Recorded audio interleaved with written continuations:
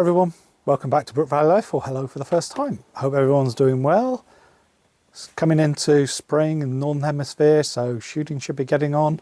There's quite a few competitions happening everywhere, and yeah, we're coming into winter, but the weather's still okay and I can shoot a bit. So today we are talking, just a second, sights. What we want in a sight, what we do, what's on them, and what we want them not to do as well. So we're going to take a look at how sights, or what sights have on them, expensive ones, cheaper ones, and you could even use a pin if you wanted to as a sight. Yeah, that's what they used to do, and I still do that when I shoot clout, is I use a pin and I line it up with a peg in the ground. Pretty simple, but it works. In the next video we will look at how we use our sights. So this is mainly for Olympic recurve archery. Sorry you bare bowers, we will talk a bit about how you aim and trad. God knows how you guys do it. Still don't know how you hit the target half the time, or longbowers. But yeah, we're going to have a quick look at sights, what's on them, and yep, what we want in them. So stay with us and let's go and have a look. So today we're talking sights. First of all, in this video we're going to talk about the types of sights, and then we'll, in the next video, how we aim using a recurve bow. Compound is slightly different, and I know bare bow and trad will be different as well, but this is just using a basic sight on a recurve bow, and all the things you get and you want to look for on a sight. So stay with me and let's have a quick look and see what we've got. So I've got 3 different sights here, all for recurve. In fact, I use the middle one sometimes for compound as well, by just changing the front bit. But that being said, I've got really 3 different price ranges. So I should say 2. First one we're looking at is the Arten. This is an old sight, but what have we got with it, and what is it? You've got a sight bar, piece of metal, screws it into your clip that goes on your riser, and then you've got a front bar which is graduated. Hope you can see that. Let me come over here and come on, sorry about this. Hopefully you can see there's some numbers on it. Doesn't want to, there we go, some numbers. And to adjust this, you undo the little screw on the side and you move it up to a position, and then you lock it again. And you've got the same for windage as well. Windage is side to side, up and down, up and down. Pretty simple, but this was the go back in the day. Move on a bit, we will then come to, this is the sight I use on my competition bow. This is a Sherlock, and I think this is the Challenger. This, when I've bought it, I bought this one second hand actually. I paid about £150 for it, and when they were being sold I think they were more like 300. It's a bit like the Axel of today. It's all singing, all dancing, does everything you need to. So what have we got on it? Well, first of all, you've got a nice long sight bar, which you can take it in and out on your bow, just like this bit here. Different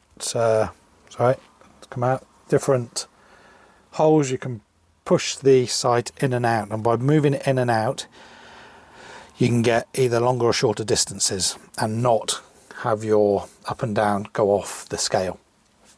You've got a scale here, and it goes from 0 at the top all the way down to 125-ish down the bottom. And what we've got on this is micro adjustment. So to micro adjust, you just turn either top or bottom, and I think hopefully you can hear that. So if you're watching archery on the TV and they're missing high or low, and you say they put on a couple of clicks, click, click, click, click. That is all they're talking about. This one, I've put some dampers on it as well to take out any vibration. And then you have your windage. And this is the windage on the side, this red button. And it does exactly the same. It clicks, click, click, click. And what you're doing is you're moving this whole carrier left and right. What you want to do is set up your sight pin roughly in the center when you're shooting. And then, let me tell you that there. Yep, you can then move it that much left and right if you're shooting for windage. And when you're moving around and transporting this, you can undo that. And this whole thing should, there we go, pop off, and you can, if you've got more than one sight pin that you want to use, you can change it over. And then, and of course this is where I'm saying if you're using this for compound as well, you can put the different piece that fits on the front, i.e. that piece. It just clips on the same. Yeah, a little wedge system, come on, there we go, a little wedge system, and it fits on. But as I said, this Sherlock sight was really expensive. Now come up to the last couple of years, we're getting lots and lots of imports from China. All around the world people are making them now, but here we have, this is a toe point sight that I purchased. Again, sight bar, and it's the same size, yep, exactly the same size, holes in it to make it lighter, bolted on, and you can actually see the bolts here. You can adjust how your sight bar sits so you can get it perfect for your bow. It has, oh of course I forgot to say, if you want to move this one quickly up and down, you push in this brass button and it'll slide down. Yeah, real simple. I'll put that back to where it was. This one, much the same, you just undo it, it unlocks it, and there we go, brass button on the side, you push in and the whole thing will move up and down. Difficult doing this one-handed.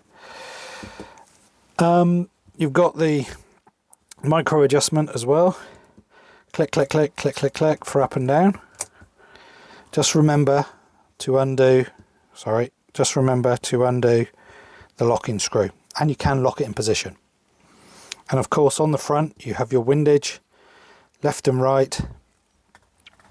You've got an Allen key to tighten it up, and you can remove it by just undoing that and the whole thing comes off.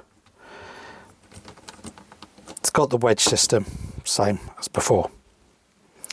And you can put in different sight pins into all these. Just make sure you get the right thread for going through. There are a couple of different threads out there. I think Shibuya do a metric one, and I'm not sure if these are standard or imperial, whatever you want to call it nowadays. So that is what you're looking for if you want to get a good sight. You can't go wrong with the top brands, the Axel, Shibuya. There's some really expensive ones out there. However, if you want to do it on the cheap, and I say cheap, this is still 150 Australian dollars, the toe point, but it will last now. When they first started coming out, I bought a D-cut one that looked a bit like this. I shot it for about 5 or 6 times, and everything vibrated loose on it, and it fell apart, and in fact I had a bit fall off it. Whereas my Sherlock, no issues at all, never come undone, never come loose. My toe point never come loose, which is really good. And this is what you want in a sight. So depending on where you are, you can use whatever you want as a sight, be it an old sight. Yeah, this is the old Arton. You can get plastic sights you can put on. You can even use a pin. Yeah, just stuck in the side, and as long as it's a reference point, it will work as a sight. But if you want to get into Olympic style archery where you're using a sight, get yourself something decent. It's not going to come apart when you shoot your bow due to vibration. It's going to last you a long time. But remember, it is metal bits on there. It should all be stainless, but sometimes the stainless isn't as stainless as it should be, if you know what I mean. I've had to change ball bearings and springs on my Sherlock because I shoot in the rain if it's a competition. And yeah, make sure you look after your sights. They're expensive. They keep your shooting well. So yeah. Well, I hope you've enjoyed this quick look at sights. Next video, we'll look at how we actually aim and what we do to aim, so our arrows go where we want them to. So keep shooting, keep practicing, have a great day, and I will catch you next time. Oh yeah, and don't forget to share and subscribe and like this video. It does help with the old YouTube algorithm that everyone's talking about. Still don't know what that is, but yeah, keep enjoying yourself, keep shooting, and I will catch you next time. Bye bye.